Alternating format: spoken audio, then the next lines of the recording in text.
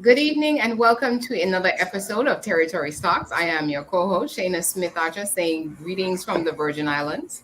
With me tonight, my other co-host, Thomas Famous, and we have apologies from Eden Hurlston in Cayman.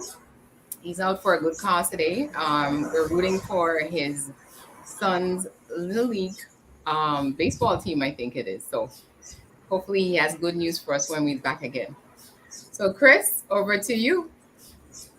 Good evening and welcome to another episode of Territories Talk. Our apologies for last week. We had technical difficulties beyond our control, but we're back this week to ensure that we inform and unite our overseas territories family.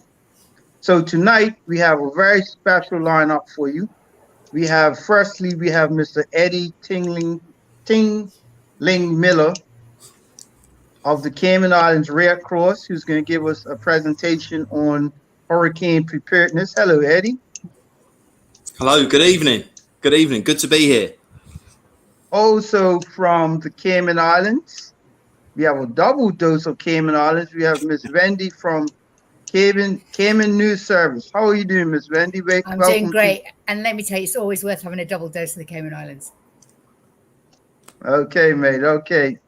And last but not least, we have Mr. Ron A. Grant from 284 Media of the beautiful Virgin Islands. Don't you forget. Good night, Mr. Grant. How are you? Good evening, everybody. Pleasure to be here. So, first up, we're going to have 15 to 20 minutes of presentation we're going to have our little news clips, and then we'll have 15 to 20 minutes presentation from Mr. EDDIE about hurricane preparedness, because no matter which island you are in, whether it's big, small, even if you're a landmass in Central America or the Americas, hurricanes can reach you, and it's best to be prepared.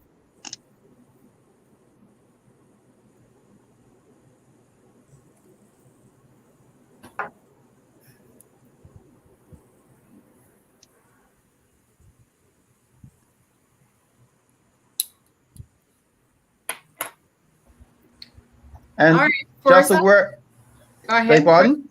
No, go ahead. Yes, and we want to thank our media partners, regional media partners, ZJB Radio in Montserrat, CBN Radio in the Virgin Islands, PJFE in Saba, Channel 82 in Bermuda, Cayman Marl in the Cayman Islands, Radio Turks and Caicos in Turks and Caicos Island, and our newest media partner, CBC Caribbean Broadcast Corporation of Barbados.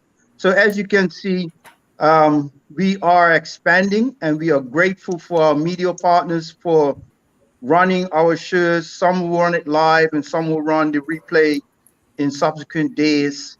But either way, we are now able to reach out to many different islands. So thank you to our media partners. Yes. All right, Chris. So which corner of the Caribbean are you going to start with? Sorry, say it again. Which corner of the Caribbean do you want to start the newsreel with?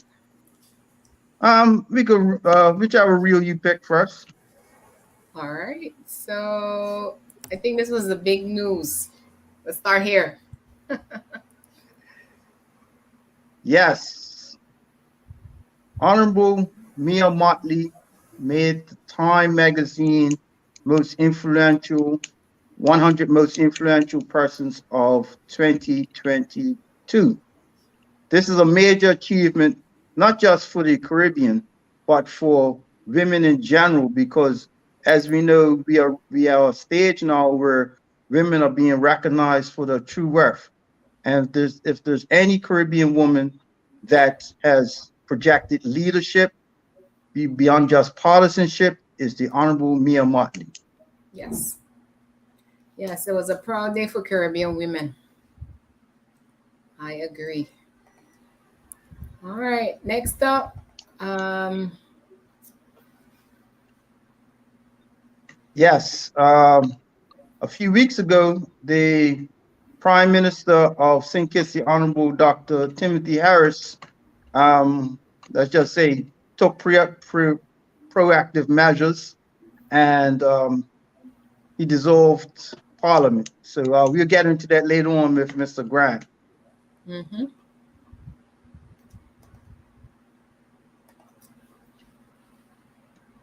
And in our sister island of Anguilla last week, a young lady won a by-election.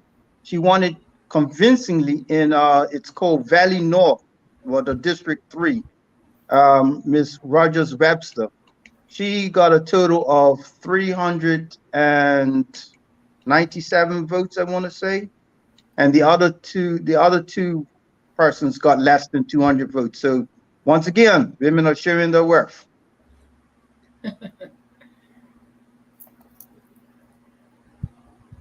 All right, let's touch on some BVI news. I'll let you do that, Shaina. Well, it was a proud day in the Virgin Islands. We were all glued to Sports Max, watching history being made in Jamaica, as our very own Miss Adeja Hodge took home top honors at the Carifta Games for 2022. So we actually just had the recognition for the entire team last week, where she was able to fly home, because as most persons may not be aware, she's still a high school student. So after Carifta, she had to go back to school. So they're on break now. So she came home last week, and the other members of the team, they all were there, and they also recognized. So I think for me, as a past athlete myself, I ran track in high school. You know, it's amazing to see how far we've come. And I think that's one of the things where we also will talk on, I guess, maybe another show, actually, in terms of development of sports across the region and the opportunities that it offers for young people, to whether it's through a career as a professional athlete, or, you know, just furthering their studies as an opportunity to get through college. So we want to say congratulations to the entire BVI Carifta team and the entire athletic fraternity, I would say, because, you know, it's the parents, it's the BVI Athletic Association, the coaches, the track clubs, it's everybody that has played a part in, you know, all of their successes that they were able to accomplish. So it was really, really great to see. It was a shining moment for us. Mm-hmm. Yes, and what was special was that BVI is one of the smallest populations in the Caribbean, with only 30,000 persons. And for the BVI teams to rank second or third, Mr. Grant? They were in the top, they were in the top 3. Mm-hmm. To rank third amongst all those islands that are having populations of millions or hundreds of thousands really meant a lot for us. We didn't hear what you were saying, Ron. Go ahead. The thing, Adeja herself was essentially one of the top athletes, and she received high recognition from across the region for her performance. Yes. All right, and touching on Grenada. Go ahead, yes, Chris. snap election code in Grenada that Mr. Ron and I will be discussing later on. All right. All right, so those are all the highlights that we have right now.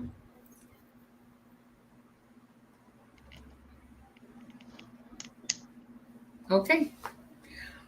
All right, Chris, so we're gonna change up segments now and move on to hurricane preparedness. For those who may have just moved to the Caribbean last night, you know, today is the first of the first day of what we call hurricane season. You know, in the Caribbean, we always have a season for everything: mangoes, sugar apple, and we have a season for hurricanes. So we decided that, you know, we can never hear enough about preparedness. I often quote a saying that we grew up hearing, you know, an ounce of prevention is better than a pound of cure. So we want to make sure, again, that if you just moved last week and you have no idea what hurricanes are, and, you know, we have only heard about it in passing, we have Eddie here to share with us some tips in terms of us getting ready and staying ready for hurricane season, because its season is all the way until November 30th. I only wish mango season lasted that long, Ron. That would be so awesome. Indeed. All right, Eddie. So you're up next. I will also bring up your slides, and you just let me know how you would like to advance. Okay, good afternoon. Slide there. Wait, hold 1 second. Let me Thanks very much. get us sorted out. Here we go. Okay. So let's start at the top. There we are. That's it. Thank you very much. Well, it's an absolute pleasure to be here today. Really appreciate the opportunity to come and give you guys all around the Caribbean region some advice and some tips on the 2022 Atlantic hurricane season. For those who don't know, my name is Eddie Miller. I'm the disaster manager at the Cayman Islands Red Cross, and mainly specialising in disaster preparedness and response. As we know, and it's a very good point, all the islands are made up of different people all around the world. So as we know, people come to the island, especially Cayman is very transient. You know, they don't know what a hurricane is. They don't know where the local shelters are, and they don't know what items to prepare for, etc., etc. So as of today, we're going to be going through a few things, talking about the season in general, and just be going over those preparedness tips and ideas, so you get some sort of idea of how to better prepare yourself and your families. I think we've lost the slides on the screen. No, we're ready to go once you're ready to go. Oh, okay. Apologies. Okay, good stuff. Good stuff. I was going mad then. Anyway, so let's just get into it. We're trying to make this as simplistic as we possibly can, because, you know, as of today, I was doing the media blitz in Cayman, and sometimes, you know, depending who's doing the presentations, it can get a bit scientific and a bit in depth, and sometimes that can go over people's heads. So we're just trying to make it as basic and obviously an easy playing field and format for people to understand. So we're normally in Cayman, we're going by the Colorado State University, CSU, or the National Hurricane Center, which is the sibling of NOAA based in Miami, Florida. And CSU normally release their predictions for the season sort of beginning of April, late May, just before hurricane season starts on June the 1st. So for those who don't know, this year, CSU is predicting 19 named storms, 9 of those potentially to be hurricanes, and 4 of those to be major hurricanes. So when we're talking about major hurricanes, we're talking about category 3 and up, 4 and 5. Now, the National Hurricane Center has said, correlation to this, there could be 14 to 21 named storms, 6 to 10 hurricanes, and 3 to 6 major hurricanes. So obviously, as we know, we've got an above average season predicted, and this is following trend over the last few years. There's not going to be any rest per se in the numbers decreasing. As we know, we had a couple of years ago, we had a record breaking year where I think they predicted 16 to 17 named storms, and we had over 30. So they were a little bit off there. But all the same, we shouldn't be complacent, and we need to prepare ourselves. So the reason why we've got a predicted above season, I won't go into too much scientific detail, but it's basically due to climate change in some sub-degrees, warmer than normal sea surface temperatures in the Atlantic, and the cool waters in the Pacific, and then due to the absence of El Nino and La Nina conditions. And also we're talking about the weaker trade winds, starting more tropical cyclones, depressions and formations. Okay, next slide, please.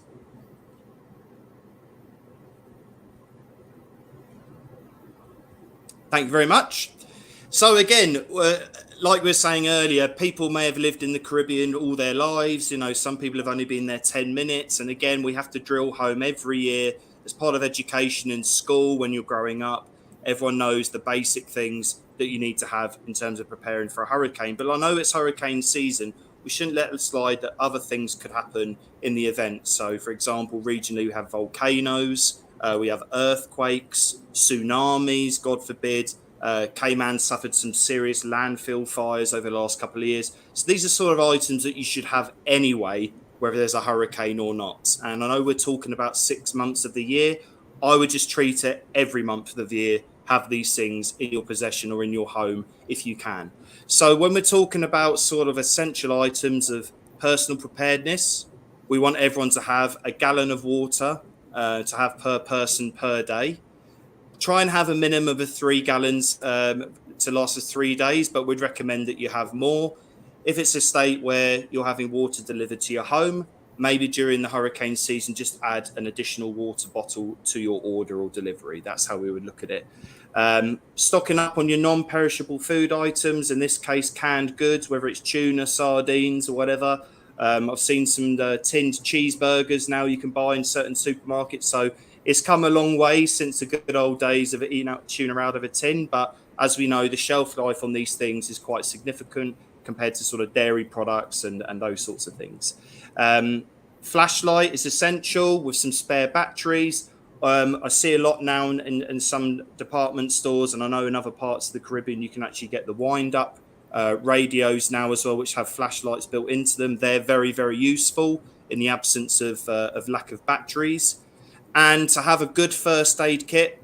Obviously, if you're out in your vehicle going to work, it's good to have an emergency go bag in your vehicle if you can, or your workplace. But it's a good idea to have a first aid kit in your home because you never know when you may not be able to access medical facilities in the event of a hurricane. Prescription drugs. This is a big thing as well, not just with hurricane season, but with the COVID pandemic. As we know, there's been a limited supply chain issues that have been reduced. So we're advising everyone, if you do take prescription drugs, don't leave it to the last minute. Make sure you go to your pharmacist or your local medical vendor and try and get at least 1 month's supply, if not 2 or 3 months, if they're willing to give them to you. Storage of documents, I'd recommend getting sort of a watertight sealed bag or box for your home in the event that you're low-lying and you're in a flood-lying area. And also just to house in there important documents. You may have to leave the islands. People will want to see your passports. And as we know, COVID vaccination, proof of that, that's another thing that some countries may want to see in the event you have to leave your mother country. Cash, good case to have a couple of $1,000s on hand if you have that amount, but even a few bucks. Obviously, as we know, ATMs, lack of power, you're not going to be able to go to your local First Caribbean branch and withdraw your money. Make sure you have some cash in your home. And it's a good idea to have some basic tools as well, whether it's a mini saw, a little pocket knife, screwdriver for those basic home repairs if you need to. And another essential item, which is always there, is personal protective equipment, or PPE, as we abbreviate it. And as we know, this is second nature to us now with the COVID pandemic, monkeypox in some parts of the world. Make sure you've got your masks, gloves, hand sanitizer, because as we know, if you do have to go to an emergency shelter, these are some of the policies still in place for entering these shelters. So that's a basic touch on essential personal items. Next slide. Thank you very much. And if you're at home in the event of a storm and you don't want to go to an emergency shelter, when we're talking about emergency shelters, we know some jurisdictions or territories have more of these than some others. They really are a last resort for yourself and your family to go to. It's not an expectation.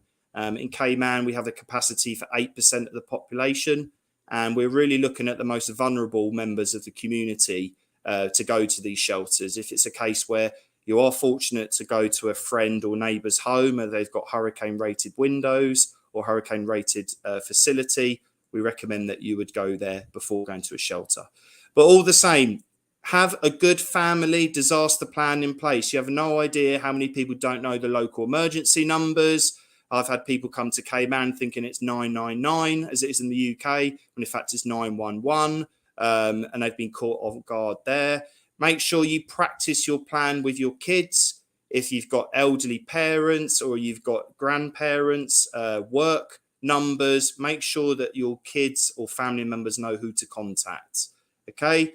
In the event that you're fortunate to have hurricane shutters on your home, make sure that they can move easily. As we know over the years, testament to it is that they rust, depending on which ones. They haven't closed them for several years. A week before a hurricane comes, they find it difficult to close them. So good practice to make sure you're opening and closing those, and make sure the locks work if they have locks.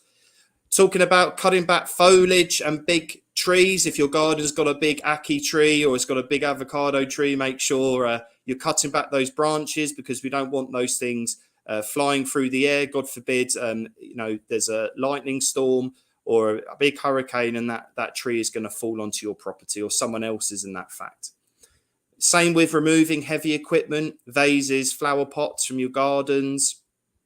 Another big thing that gets overlooked all the time is if you're a pet owner, some people have 3 or 4 dogs or cats and they take for granted that, they're going to be okay. You need to make sure you get ample food supplies. And again, a lot of animals need medication, just like humans, okay? Are you going to be able to get these things last minute?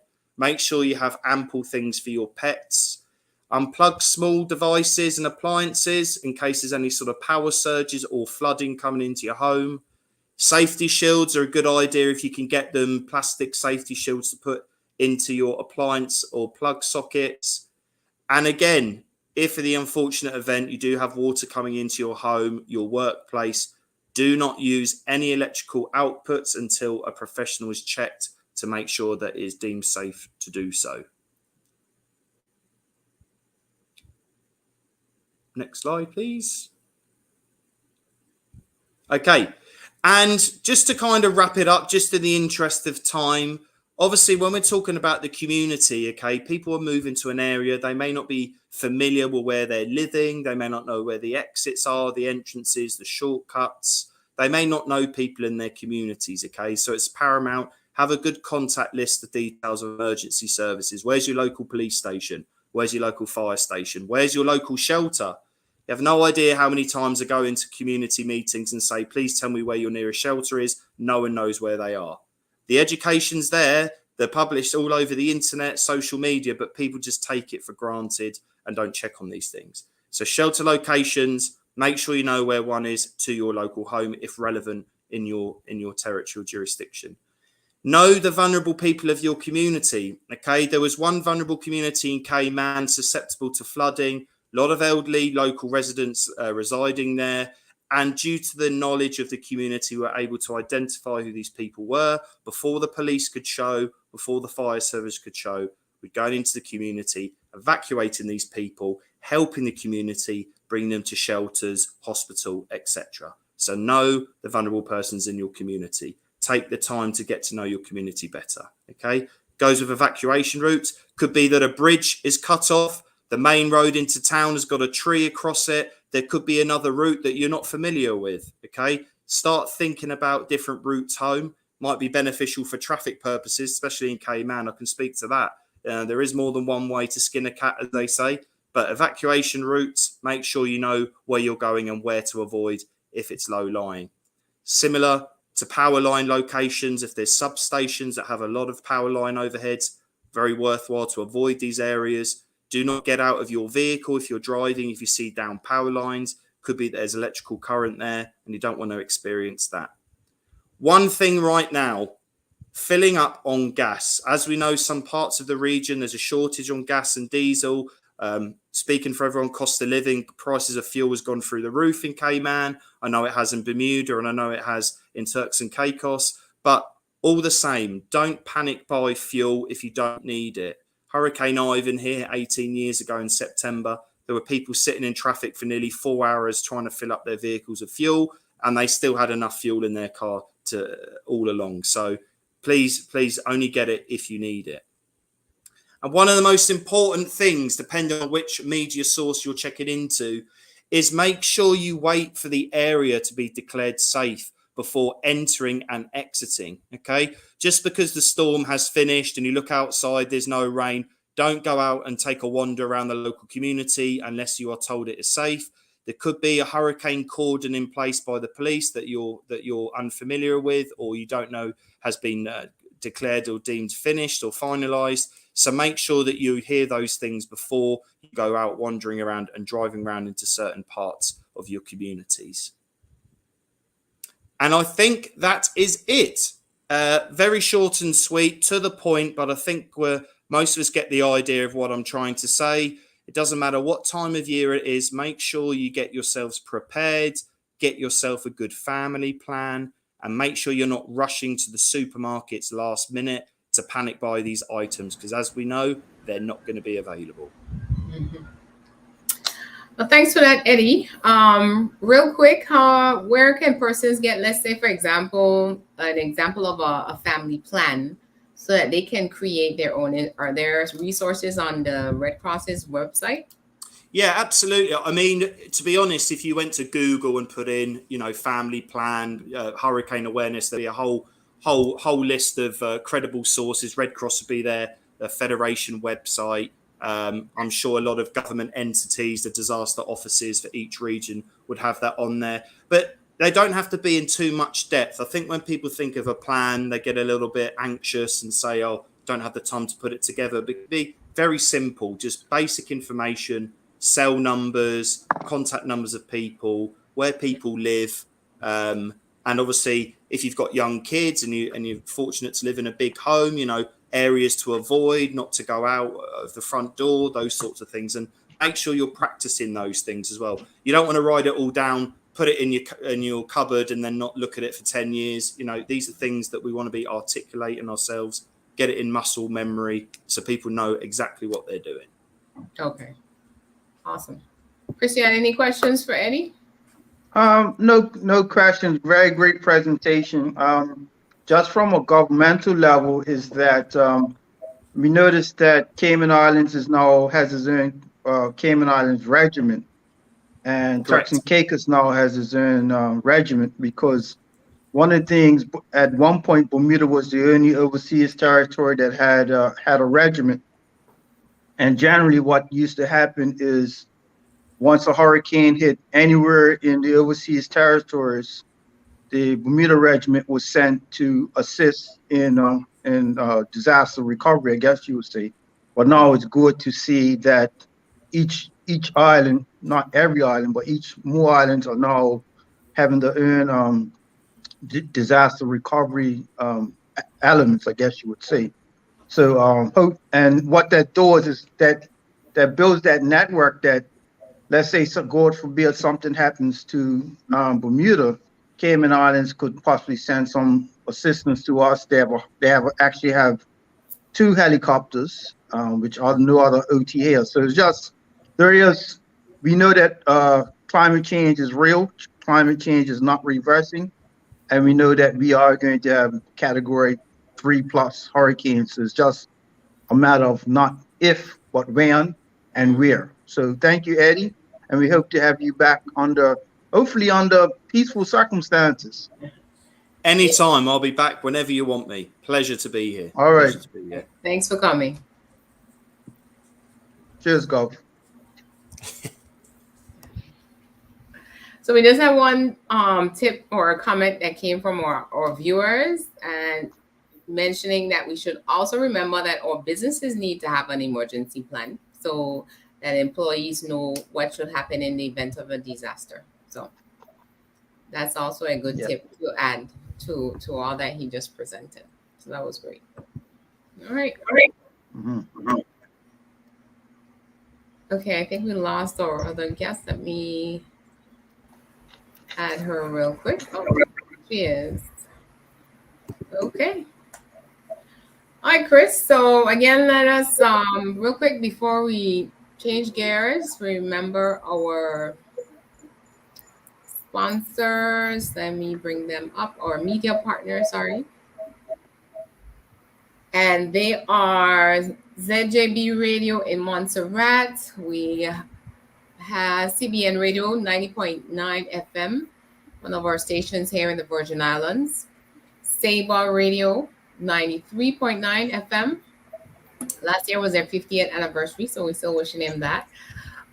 Turks and Caicos Radio, Channel 82 in Bermuda, Radio Turks and Caicos, CMR, Cayman Marl Road Facebook page, in addition to our own Facebook page, Territories Talk, or the YouTube channel. And our newest media partner is CBC, Caribbean Broadcasting Corporation. That's Channel 8 in Barbados. So again, thanks to all our media partners. And I think we have all the British OTs covered. We have one more to pull in. And again, anyone viewing that wishes to have this aired in their jurisdiction, feel free to reach out to us. Just send a message on Facebook and we will contact you. All right. Back over to you, Chris. Yes, and now thank you once again to Eddie. Now we are talking about some other, let's say, unnatural hurricanes, I would say. And I would let Mr. Ron A. Grant of 284 Media. Over to you, Ron, and then Miss Wendy. Well, thank you so much, and good evening to the beautiful people of the region. As mentioned, my name is Ron Grant of 284 Media in Tortola, the British Virgin Islands. Guys, we've had a number of incidents, activities, a lot on the political scene taking shape across the region. I had a conversation recently with one of my friends from California, and they noticed that we were quite busy with content. And I said to them, as busy as we are, I would not have wanted to be anywhere else in the world at this time but at home, because essentially I see where, while some would say you have a Caribbean in a catastrophe, it is some of the most historic moments in history. So let's start with the Virgin Islands, of course, where I was born and raised and where I reside with my family.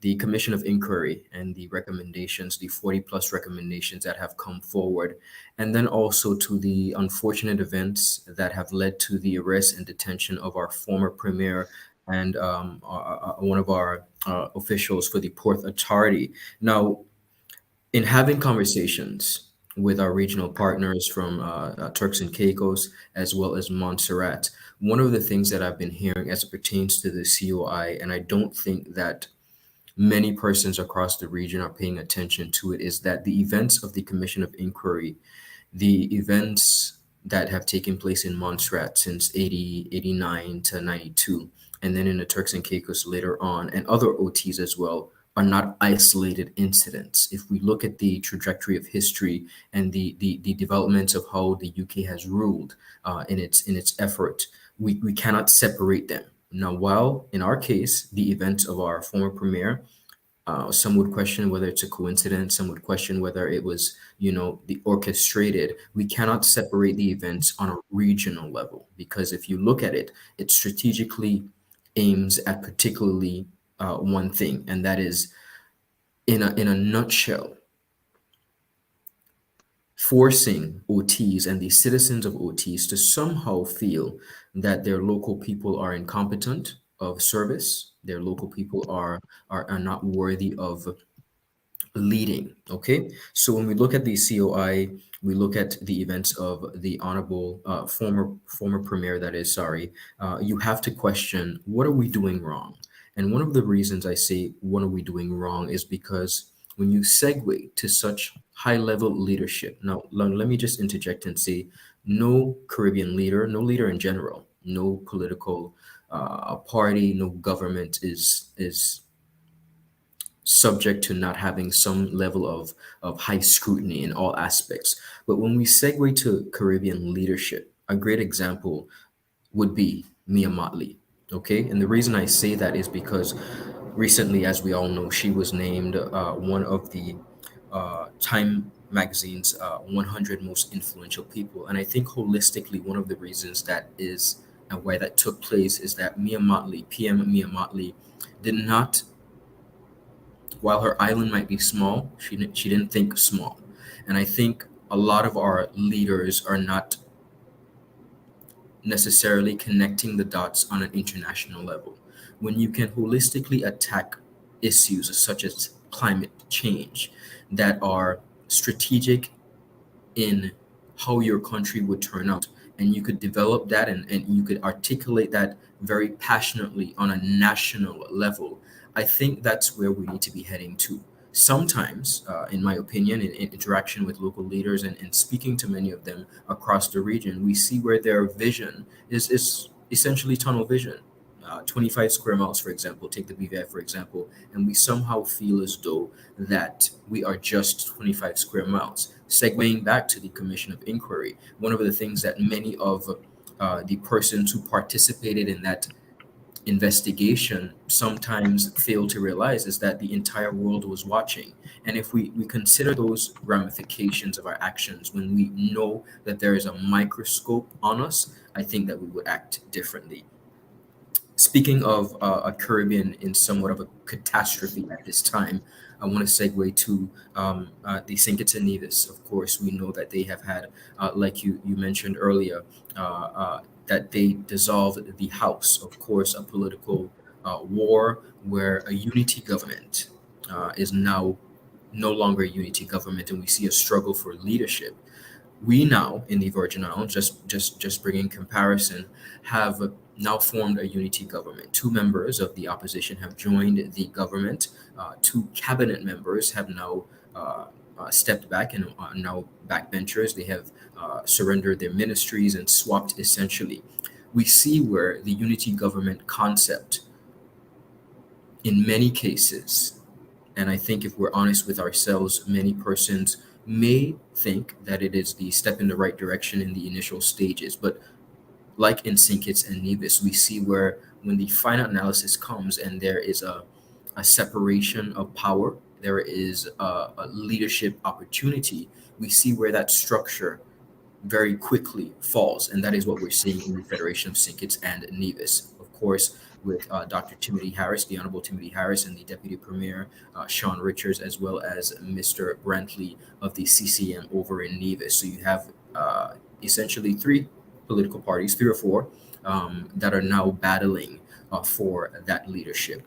Now, speaking on the whole matter of election and the fight for power, essentially, and fighting for power, I just want to interject, it's not a negative thing. I think we have a lot of competent people across the region, and if they see fit, if they do deem it necessary, if they see the opportunity arising for them to be in a position to serve, nothing is wrong with that. What I think we need to look holistically at is our approach and its ramifications on our territories, and also when we look abroad, what is the message that we're sending to the rest of the world? So take, for example, before the Commission of Inquiry, we were essentially preparing for election in the BVI. Now, that may still be possible, okay? We have a time frame up until early next year. We have Antigua, we have Grenada having a by-election, we have St. Kitts and Nevis, we have Anguilla, and of course, just across the waters, the U.S. Virgin Islands, they are, of course, having their general election on November 8th. So across the region, and we did know ahead of time that this was going to be a heavy election year for many of our neighboring partners, but we see where a lot of different strategies are coming into play. A lot of different methods are coming to play. Some are playing out, I think, in their best interest, and some perhaps, as some would say, are not. But we have to continue to look at them closely, and we have to continue to look at our behavior on the political stage and the campaign trail as leaders. Again, what message are we sending to the general public? One of the things, guys, that I wanted to also touch on a regional perspective, as we looked at how the region is taking form, we cannot negate, we cannot forget COVID and the reaction and response to COVID. A lot of us are, I think, moving towards some sense of normalcy across the region. Protocols are being relaxed, mandates are being relaxed, but we have to look at our numbers. And when I say numbers, take, for example, the numbers in the Virgin Islands as it pertains to tourism at this point have significantly dropped. Now, there are a lot of factors that we could consider that would attribute to that.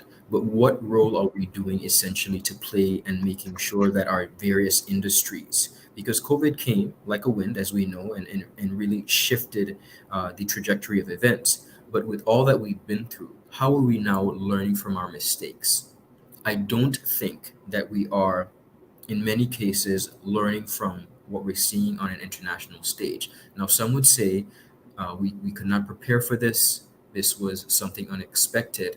But again, I don't think we have to reinvent the wheel. So looking at COVID mandates and responses and the healthcare aspects, we have to understand and ask ourselves, what essentially are we dealing with, and how are we behaving and responding to some aspects? Now, with that in mind, one of the things that I want to bring to our forefront that I think we sometimes forget is culture. I think it's tremendously important when you look at the region. Culturally, what are our practices that might work for us and against us? I want to segue back to the Commission of Inquiry. In many cases, if you scan through the 40 recommendations and the 900 plus pages that were presented to the government and the people of the Virgin Islands in regards to the Commission of Inquiry, one would question and one would simply ask, is it culture or is it corruption? Now, that does not negate from some of the practices not being the most sought out, not being the most guided and documented.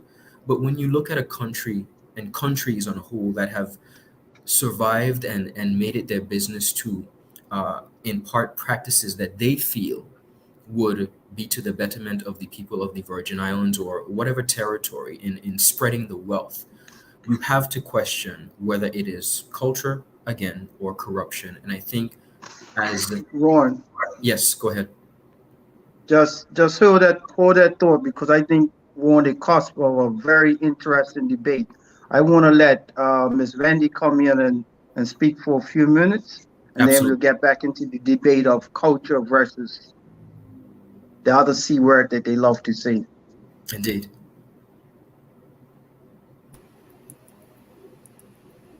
Hi there, guys. Sorry, I'm technically challenged, as you can see. No, it's very interesting listening to Ron, actually, because when he said about it was a historic moment and he couldn't think of being anywhere else but the BVI when what happened last month. Interestingly, it's more than a decade ago now, but an old journalist friend of mine left the Cayman Islands because he said it was boring, and this was around about 2008.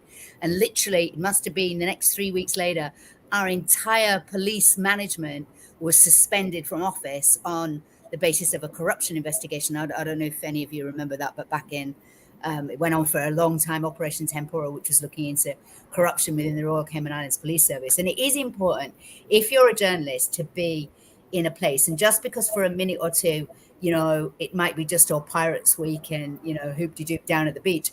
But things happen in this part of the world in lightning speed sometimes, and it's really interesting, and it's up to us to be there to document it and to make sure that people understand what's happening to them. And it is interesting what's happening at BVI, whether it's a coincidence, as you say, or not, I don't know. I think one of the problems and the challenges that you're going to be facing now is how, you must come together as a political force, so that the various oppositions and previous government party must come together to work out how you're going to deal with the situation with Britain, because obviously, we're all wrestling with that problem of being a colony, basically, still, and at the same time wanting our own political rights, our way forward.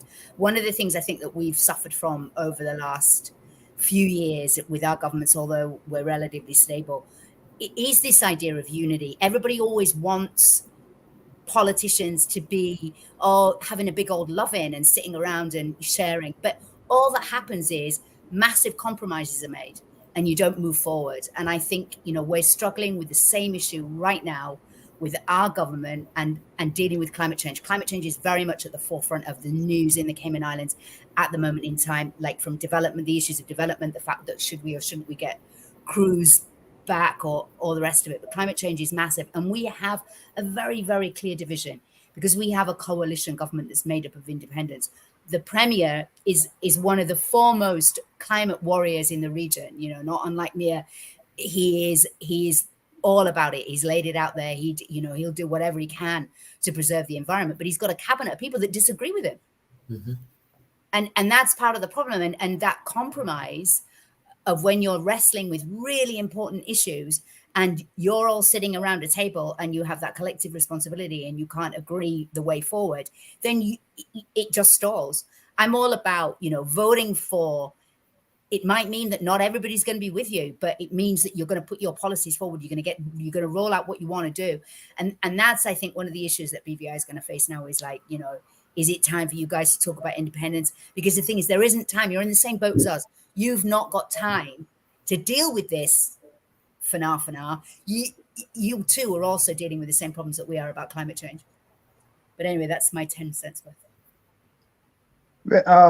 Thank you for that, Wendy. Is there what are some of the pressing issues that's going on in Cayman Islands at present? as I would say, it's climate change, and then some more climate change. We're wrestling with getting everybody involved in shaping a new climate change policy, but we still have the challenges of dealing with beachfront development, which is it's not just the fact that it's pushing all of us out from access from the beach. Some of the most beautiful beaches in the world, none of us can see them because they're just covered with $1 million condos. On top of that, it's pushing up house prices beyond belief. We have grave concerns about who owns these buildings. A lot of them are owned by offshore entities. We don't really know who the real owners are of these condos. It's all sorts of requests are made of planning, and swimming pools and patios and everything get built in the sea virtually, and it all seems to be okay. And it's that kind of stuff that we're all now really, really worried about. We know, and as we all know, it's hurricane season today, and we got the next 6 months. We can only hope, but there's a lot of talk about the fact that we could see a monster of all storms this season, and which one of our islands will it hit? I don't know. But those are definitely some of the main issues that we're dealing with. And food insecurity as well, which is a major problem for Cayman, because we can't afford to farm on our land because the land is so expensive that who can afford to buy land to farm on it? How is the cost of living in Cayman Islands? Oh, you don't even want to know. We just gone through $7 CI for a gallon of gas. That's like what? $8.5 US, yeah. And what about rents? What are the rents like in Cayman Islands? Ridiculous. I mean, it's like you can't CI $1,200 for a studio if you're lucky. A studio apartment, family homes, $4,000-5,000 a month. Buying a home is prohibited. I mean, it's impossible. Impossible. First time starter buyer homes. No, you're looking at well over $250,000 US. Well over. Because one of the interesting things is that most of the overseas territories have been told, "Oh, you all should be like Cayman Islands. Be like Cayman Islands. They are the model of success." Well, whose success? If you've got more than 50, I mean, bearing in mind, yes, there's a whole heap of rich people here, and they're doing fine, thank you very much. But the vast majority of people on these islands are earning, I mean, our minimum wage is 6 CI an hour. Mm-hmm. And the vast majority of people earn, even like regular folks, like not even low income folks, people, teachers, nurses, sort of blue collar and white collar workers don't earn that much. Everyone's less than $5,000 a month, and that doesn't translate to the kind of prices that we're seeing and the issues that we have to face. We have huge duty on everything. I'm sure you guys are the same, actually, from that perspective, as like all islands, overconsumption and all that. But our cost of living is through the roof, and it is challenging. It's beautiful, and that there are many things that you think, well,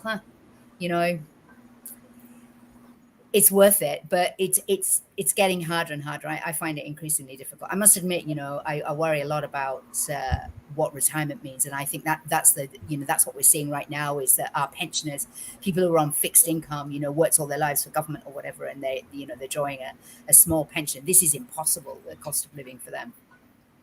So how are people feeling towards the PAC government at present? It's mixed, I think.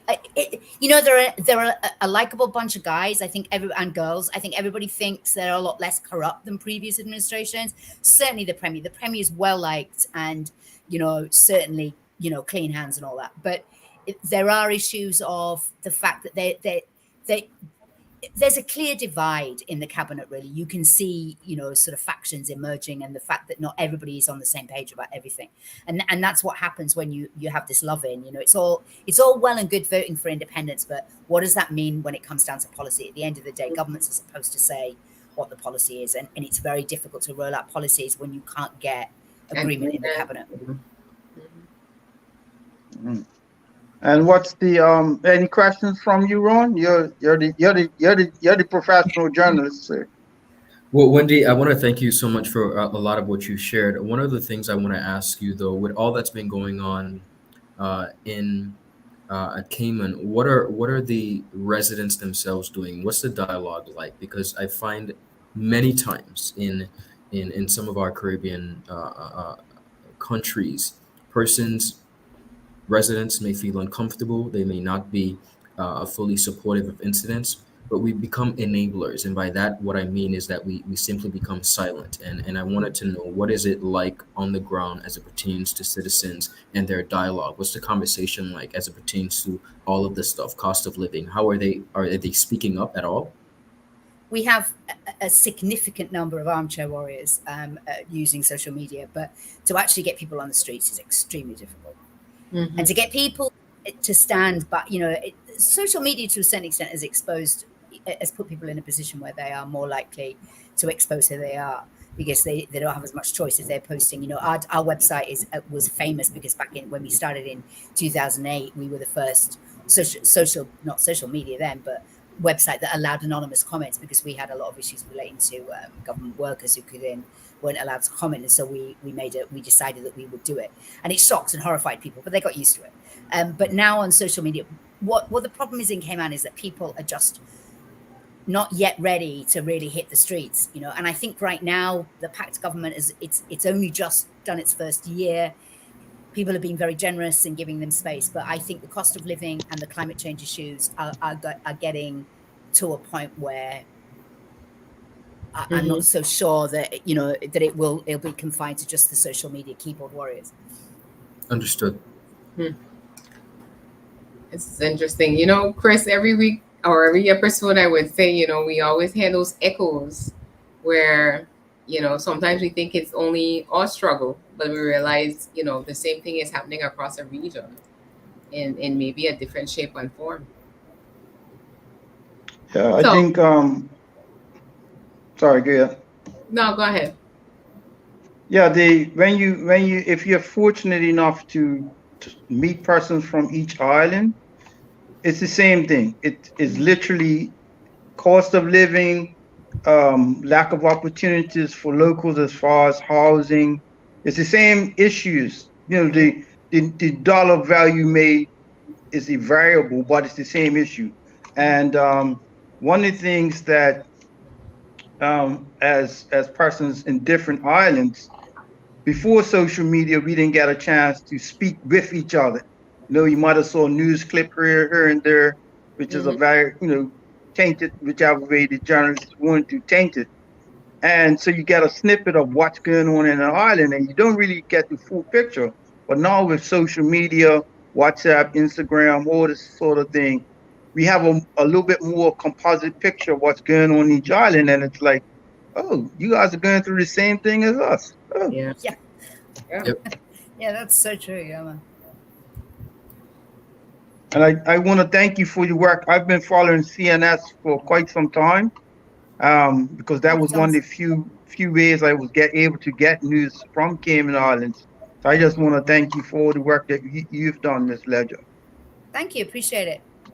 And I'm really sorry, guys, but I have to depart early. I'll definitely be on the show again, and it's great to meet you. And I agree with what Thomas said about how important it is now for us as small island nations, as well as being overseas territories, to get together more and to find some common ground about how we deal with the particular challenges that we have as colonies and territories and frontliners on the climate change issue. But I'm going, but I'll be back soon. Thanks Definitely. a lot. Thanks for being Bye. here. Thank you. Thank you for that. So, Brother Ron, let's get into that debate. Talk to me. What was the term? Did you coin this phrase? Did you patent it? Culture versus corruption? Yes. Yeah. Why are we so quick, not only on the international scene, but why are some locals themselves who have benefited from a culture and a way of doing things, not saying that all of those way of doing things are the best, but why are we so quick to coin what we've been doing for decades as corruption? For example, one of the matters that came about in the Commission of Inquiry is where there was a particular project that was broken up into a number of petty contracts, as we would call it, right? You mean 70 pieces? Not quite 70, but it was a number. I think it was about 40. Yeah, but it was a lot, right? It was a lot. It was quite a bit. So you have one project and you split it up into 40 plus or so, right? Mhm.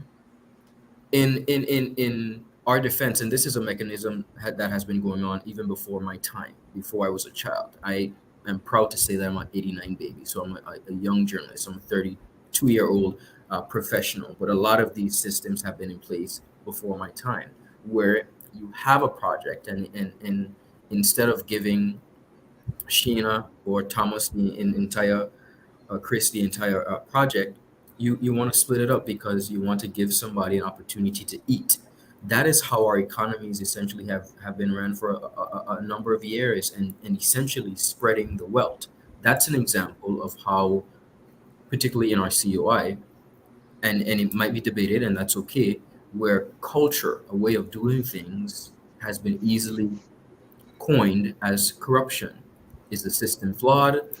Um, Perhaps are we doing a poor job at documenting the way we do things as a BVI people and as territories? For example, if these are cultural things that we have been practicing and been doing, why is it not documented? Why hasn't it been documented so that the procedures and policies are in place and there's some reasoning behind it? That's one of the examples I would pose. Yeah. And you know, I had this conversation, I believe it was last week, explaining about, you know, the process, or I guess the way of we've been doing things in terms of in the public services says itself, and the intent that was behind a lot of what was being done. And you know, as I think it was a legal friend of mine, you know, when he defined corruption as, you know, not following the rules. And I think one of the issues we have here, from my experience in the public service, as well as, you know, what I've been reading in the COI report, is that it touches on what you just said. Some of these processes are not documented, or they've evolved over time, but the best practices have not kept pace. So the question of whether or not was the project split up into multiple contracts to avoid the public tender process, it's something that you can't necessarily prove, because some of the processes aren't, you know, it's not documented to say that you shouldn't do this or you can't do this. You know, it's going to be speculative at this juncture. If you have an issue where the project is broken up, persons maybe who are not qualified to do the work, or they didn't finish the work, you know, that's a whole different issue in terms of the project management or the contract administration side of it. And I am actually doing a show to start to go through the details of the recommendations, and I'm interested to see what happens there, because we have these things in the financial instructions, we have these things laid out in the Public Financial Management Act and the regulations in terms of how contracts should be done. So the question of how certain things have been allowed to happen or have been continuing, you know, is going to be interesting to see how changes are made. That for me is going to be interesting to see, Ron, because Absolutely. like you mentioned, these things have been happening for a while. Granted, the auditors again would bring them up in terms of saying, you know, what is best practice as it relates to making sure we get back money for the taxpayer's dollar. But we need to see how exactly do we correct what we perceive to be the problem and not have social fallout. Because as you said, in a small economy as ours, you know, the intent that I know and understand was always there is that you are trying to give opportunity to as many people as possible. Now, we don't want to go into the minutia of, you know, one person blocks I another. want to bring one example to the forefront, Shayna, if I can, in Go this ahead. time. Recently, as you may be aware, the district allocation that our representatives have long been given. The amounts have varied over time, but in this recent case, the premier of the Virgin Islands and cabinet have decided that the district allocations will now go through the social development department. Now let's break this down for a second, okay?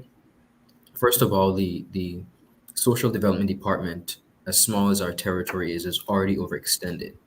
but I want to pinpoint the cultural aspect and the social ramifications that a decision like that would have. Whereas persons may say representatives have the authority and they know how to give assistance to who they want of any amount. You're now essentially taking away the right of the district representative and the people, that culture of communication and dialogue and direct contact. We had an issue where even with the stimulus package, you had many persons who refused to apply for pride and for other reasons. Now you have an instance where residents, voting members of the electorate, no longer can plead a case to a representative and say, okay, perhaps a child is going away to school, perhaps they're starting up a business, perhaps, and let it be said, and let it be said though, let it be said honestly that for decades, a lot of the finances as it pertains to that may have been mismanaged. Okay, for example, culturally, and this is a very perhaps a cynical example, but it's facts. Somebody building a cistern, and they're going to government officials and asking for help. No, you're building a cistern. You're building a cistern. There's no need for you to ask somebody, a government official, for assistance. That is a responsibility on a citizen. You know, correct? Okay, so there we see where culturally we have enabled certain behaviors. Yeah. But moreover, when you go to that and you make these sort of very stringent changes, automatically you're shifting the nuances of a country and the interaction between citizens and their elected officials. You're now essentially putting elected officials and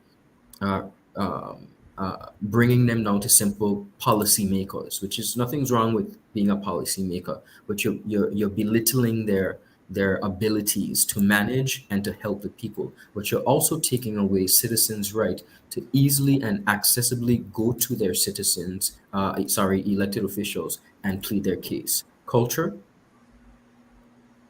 Yeah. Let me interject if possible.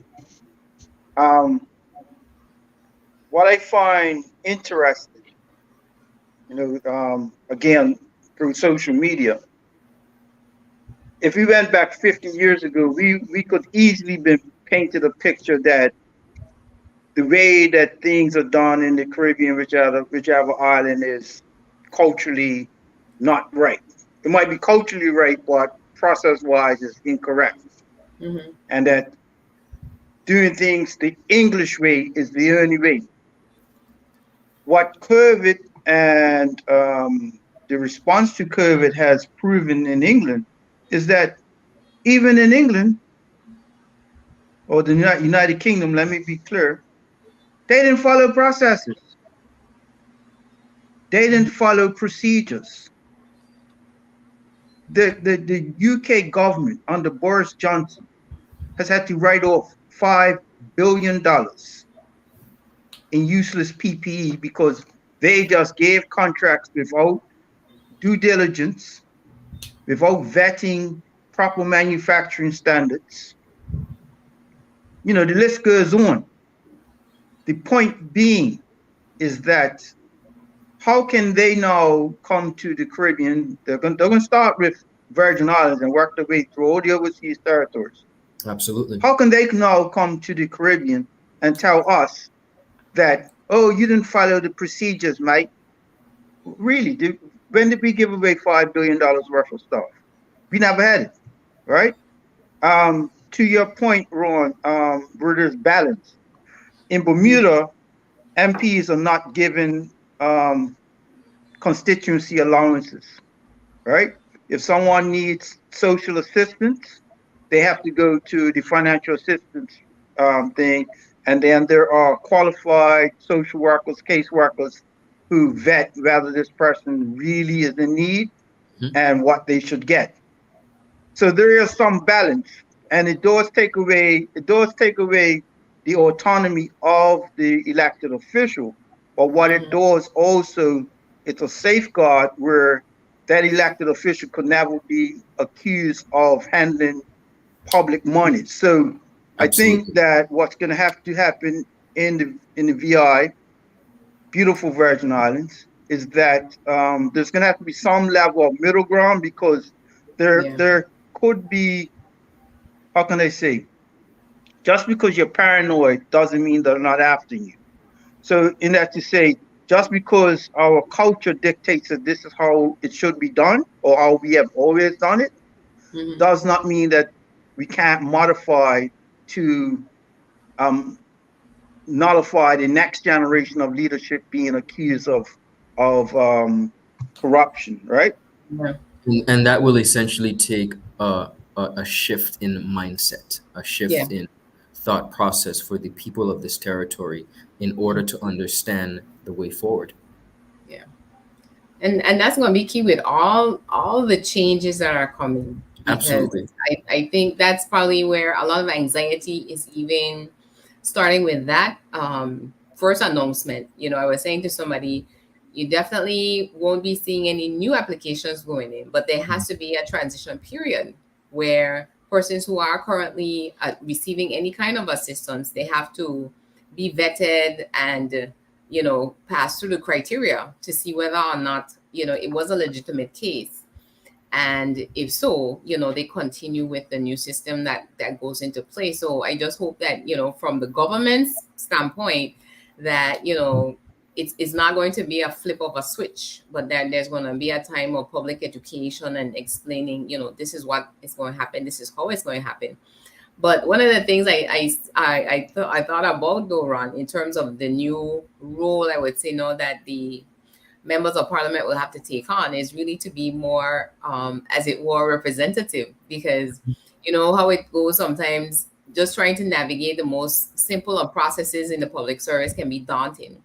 So it's going to be something where they will definitely have to be advocating, as it were. And I mean, all of that could be part of the process where, as the district rep, you might know more personally, what a person's situation is. And it's a good to give opportunity to say, this is why I would recommend or refer this person to a particular service to be able to continue to get assistance, or they need assistance for a particular situation. But I would like to see, though, that the districts still get back their allocation, because initially those allocations started off for the district offices and small projects. Mhm. And then it completely morphed into something else because another part of the system wasn't working. So it goes back now where we have to make sure that whatever new is put in place, that is actually improved, it's more efficient, more effective in getting the job done, and that people are going to get the assistance that they need, because that is something we cannot shy away from. People tend to look at people and think that they're doing well, but not all of us are. So it's very important to have it, but it's going to be a shifting ground for a few months, if not years, well, coming out of the COI. Yes, absolutely. Hi, Chris. Well, What yeah, else? some other points you. So I know we went over time. Just letting everybody know we're gonna go up until 9, because we wanted to make sure that we get all our points in terms of the scope of the news roundup. I think you guys had touched on St. Kitts. Ron, you did a couple interviews with some of the former cabinet members. What Yes. was your take on that, and what's going to happen, you think, coming up in the election? So I had the opportunity to sit down with the former deputy prime minister of St. Kitts and Nevis, the Honorable Sean Richards. I would say to the general public that the aim is to cover and interact with a number of the other members. For example, I've been in conversations with some new members of the Labour Party and other parties, and some senior members of the Labour Party as well. But holistically, what you got from that interview is a change of heart. Definitely, one of the things that he mentioned is that initial conversations and promises that were made upon the initial forming of that unity government were not upheld by the present prime minister, and so you had a case where members felt as though they weren't being valued, essentially, and as a result, they parted ways and they separated. Of course, the prime minister, in his negotiations and way of doing things, quickly fired the defiant members, for lack of a better word, and dissolved the House. And now you have a case where you are going to more than likely have another coalition government. And it would be very difficult and interesting to see how that is formed, because the unity government itself that was created initially is no longer. The candidates and the members that would have normally formed would not are no longer in alignment. So you're still going to have a coalition government, but how is that going to come about with who's there, who may be elected? How are you going to join forces? So that's one of the things that we're looking at closely over in the Federation of St. Kitts and Nevis. You have a number of new candidates coming to the forefront, but it is going to be an interesting road for them, and to see how they are able to come to that. Of course, conversations not only with the former deputy prime minister, but with some legal experts over there. Many persons are wondering, is it time for the Federation of St. Kitts and Nevis to have a prime minister that is from Nevis versus St. Kitts? Is it premature? Is it still possible? And that is still left to be determined. You still have a lot of persons who are saying no. One island is seemingly more dominant than the other, and others are saying it is possible. If we're all one, we should be able to pick a leader from St. Kitts jurisdiction. Yeah, correct. Yes, that's true, because then they choose a premier over Nevis, and the prime minister is from St. Kitts. correct. Yeah, But in any Westminster system, which every island has a variation, it's whomever commands the majority of the support in the House. So in St. Kitts, Mr. Grant, I'm taking a leap of faith and saying by your surname alone, you have some linkage to St. Kitts and Nevis? Yes, that is not an assumption. My mother is a Kittitian. My eldest brother is older brother is a Kittitian, and my father is a Nevisian. Yes. Okay, all right. And- So we're family. And I'm a proud Virgin Islander. All right, so we're double family. Okay. So in the Federation of St. Kitts and Nevis, they have 11 seats, 3 seats in Nevis, and in the federal government, there are 3 seats in Nevis and 8 seats in St. Christopher or St. Kitts. All right. Let's say hypothetically somebody wins 3 seats in Nevis, and the majority of 11 is 6, right? So and then he has a coalition with, or he has a coalition with someone in St. Kitts and says, you know what, the 6 of us are going to support you as prime minister. It's a wrap, right? I mean, that's the Westminster system. I may have missed something in their constitution. I don't know. But what I see in St. Kitts and Nevis is that, as you would know, the coalition government came out of the fact that the PAM party, People's Action Movement, did not have enough seats to form government. Correct. Right? The Honorable Tim Harris and some other Sam Kondo a few years back had a motion of no confidence against the then Prime Minister Denzel Douglas. So that the St. Kitts and Nevis Labour Party were basically dominant for 20 years. Absolutely. Yeah. So what we see now, or what we saw up until a month ago, was that there was a coalition government that was formed basically just to break the domination of the St. Kitts and Nevis government. So there's going to be those who would say, well, you see, what done bad in the morning can come good in the evening, right? But this is politics. This is democracy, and it's going to be interesting to see. I mean, I'm watching what the Nevis Reformation Party is saying under the lady, Dr. I forgot her name, Daniels Hodge, and I'm actually liking her. So it's interesting to see how this is going to play out.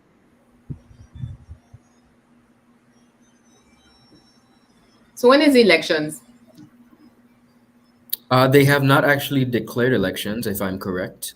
They have not Oh, actually announced, and I may stand corrected, but the election process it's they're hitting the ground, and at the time, of course, it was they had 90 days to do so. If okay. a date has been set, I stand corrected. Okay. Because I know I hadn't heard anything, so that's what I was asking as well. Compared to Yeah. Grenada, they're gonna have elections this month. Mm-hmm, mm-hmm. So Chris, what's What's the your thoughts on backstory to Grenada, Grenada? Mr. Grant? I honestly have been reaching out to a number of the leaders, and if I'm correct, it's a by-election that they're having, correct? No, in Grenada's a general election. A general election. Okay. So Mm-hmm. I'm not too privy on the situation in Grenada, but I have been reaching out to a number of the members to get a better understanding. And that's yet to happen. All right. So in Grenada, they're having a general election on the 23rd of Of June, June. basically 3 weeks away. And you have the incumbent party, the NNMP, which is run by incumbent Prime Minister Honorable Dr. Keith Mitchell, Mm-hmm. who have every seat. They control every seat. For the last 3 elections, they've controlled every seat in Grenada. Then you have the NDC, which is now under leadership under Mr. I might be pronouncing it wrong, Deacon Mitchell. I'm not sure if they're related, but he is a young corporate lawyer, and there has been some, from what I've seen, if you use the Caribbean barometer of how many people go to whose rallies, the NDC has had a large turnout at the rallies. Now, I don't know what the polls are saying, left, right, and center. Incumbent governments don't normally call elections 1 year early unless the polls are saying something favorable to them. Mm-hmm. Okay. So we're watching that to see how that also plays out. It's interesting time for politics, I would say, in the region, because Absolutely. just earlier this year we had Barbados elections. That was a early election at the turn of the new year, and that was a 30-seat sweep second time around. And here it is, we have a lot of movement again throughout the region, and we're still just in the first half of the year. What's your thoughts on the upcoming election in the USVI? So I've had the opportunity to speak with independent candidates, Kurt Viale, sorry, and Janelle Saru, who are both sitting senators. Mm-hmm. They have teamed up thus far, of course, to offset the Brian Entregenza administration. The aim, of course, is to speak with others as well. But it's going to be interesting to see how that turns out in the U.S. Virgin Islands. I think it is definitely quite early to call. You have on one end where that team, the Saru or Belay and Saru team, persons are adamant that they are really good senators and they have created a voice in the House, and persons are a bit seemingly worried. Just up today, I had a conversation with a couple from the U.S. Virgin Islands who appeared to be worried that you won't have that level of representation in the House, whereas some are saying, well, the Brian Tregenza administration, it's their first term, and they feel as though perhaps they need more time to execute. So it's going to be, I think, we fail to realize sometimes how important the youth and the liberals play in elections. And I think in this case, where you have a more seasoned set of politicians like the Brian and Tregenza administration, and then the Viale and Saru, who are very strong education advocates and have been in the Senate for some time and voice their opinion, you may see a switch where it's a decision between the liberals and what's to come, and the idea that what I'm seeing in a senator and that strong representation is what I want in a leader. Persons are saying that VLA, who's been the head of the finance committee for some time, knows the numbers. He knows how to get the financing. He knows how to get the federal funding, which many are saying that under this present administration has been available, but not, for some reason, it has been unable to be accessed, or it's extremely slow. So I think we have much to watch over in the U.S. Virgin Islands as it pertains to how it's going to turn out. Yeah. So just for my edification, those who are running as independents now, were they previously part of the Democratic machinery? They're sitting senators, yes. No, I'm saying they were elected as independents, or they were elected as Democratic? I'm not sure of that. Yeah, I can't verify that. Okay. All right. Where else? And then, of course, okay, shout out to our media partners, ZJB Radio in Montserrat, CBC TV in Barbados, our newest media partner, CBN Radio, our original media partner, Saba Radio, Channel 82 in Bermuda, Radio Turks and Caicos, and Cayman, Marl, and Cayman Islands. Thank you. So just to interject, my sources are just messaging me, and they're confirming that VLA was previously a member of the Democrat. Okay. Yes. Yeah. Okay. So then we also have the inevitable election that's going to be happening in Antigua. Yes. What's your thoughts on that, Mr. Grant? I believe that, again, we're going to see there's a possible shift. We have a lot of our leaders who have been there for quite some time. They're seasoned professionals. Persons like expertise, they like experience, but many are wanting change. And I think when we compare where we are as a region and where some residents essentially want to see their country go, the question would be, do I want to stick with what's there? Some say, if it's not broke, don't fix it. But one of the conversations that I've been having with a colleague over in Antigua is essentially, he's saying, I realize that it might be too late for me, but I want better for my children. And what's been happening or what's been taking shape doesn't necessarily show to me that that's possible. So again, when it comes to politics and elections, we really don't know how it's going to turn out. But I think it weighs heavily on the mindset of the people and what space they might be in, but more so where they envision a future for, if not themselves, their children. Yeah. Yeah. Any thoughts, Shaina? Well, I was just gonna say we could stay and talk all night, but Yes, we gotta start a wind up, and I think this is a good place in terms of sticking a pin, because there'll be many more things for us to come back and actually look at the outcomes of it.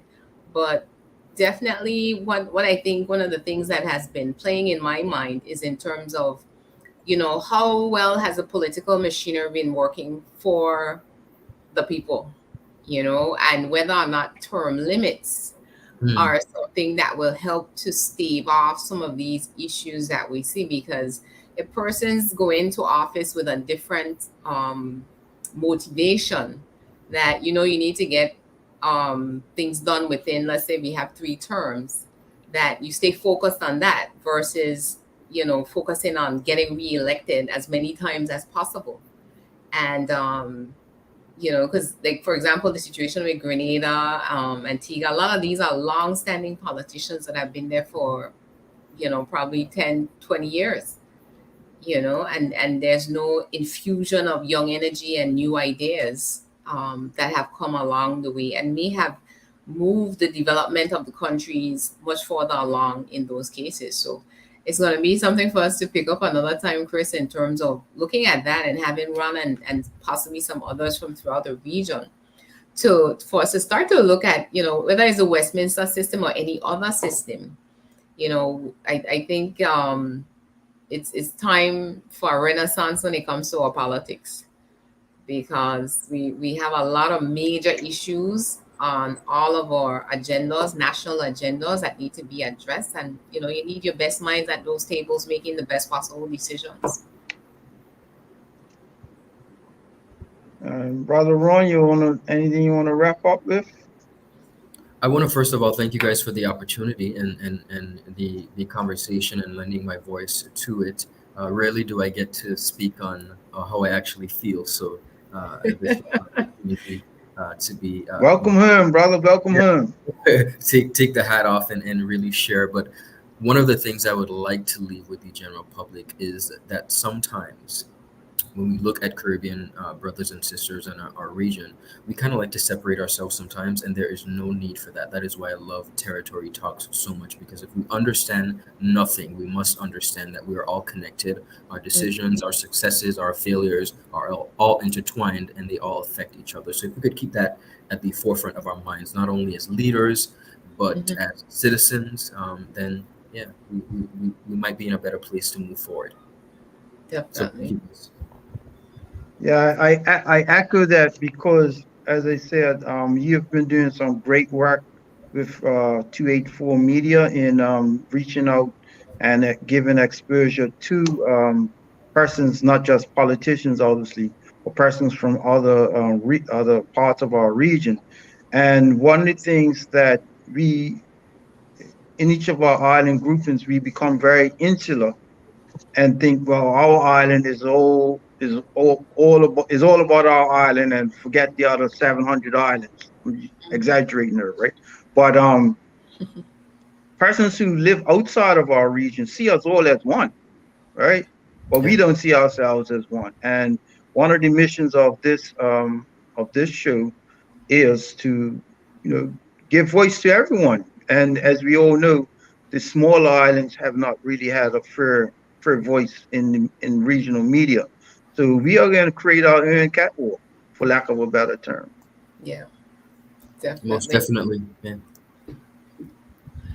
All right, Ron. Well, thank you for being here again. We're so happy that we did eventually get to have this conversation tonight, and I hope that our viewers tonight, as well as those that will come on later, get a lot of takeaways from what's happening around us regionally, and they will stay tuned in to see, the outcomes of whatever that's going on. So we will be back here, I believe, on the 22nd of June. Yes. Again, we're not sure what the topic is for the next episode, but we're always open to suggestions. So you guys can send us messages on Facebook. Or maybe get somebody from Grenada. Maybe. Actually, yeah, that would be the election week. I'm here checking my calendar. It'll be the day before the election. Yeah, it'll be the day before. So we'll see how we bring the news on that, or maybe even after. But it's definitely something for us, again, as a Caribbean people. Echoing what my brothers just said, it's all about unity, because that's where the strength and the power is for us as a people. And we only will come to that place by learning and seeking understanding about one another. So on that note, I bid everyone good night, and let us continue to unite and inform our overseas territory family. Good night. Right.